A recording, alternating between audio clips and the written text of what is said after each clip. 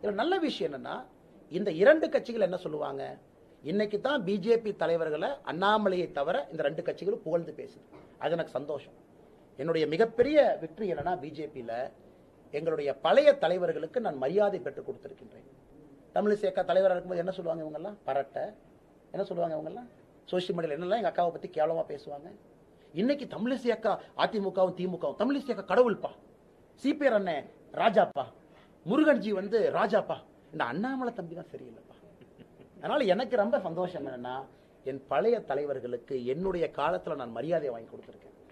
என்னை எதிரியாக சித்தரிக்க வேண்டும் என்று திமுக அதிமுக நினைச்சா என்னுடைய மற்ற தலைவர்கள் அவங்க புகழ்ந்துதான் பேசணும். அதான் என்னுடைய சாதனை. என்னுடைய சாதனை அது.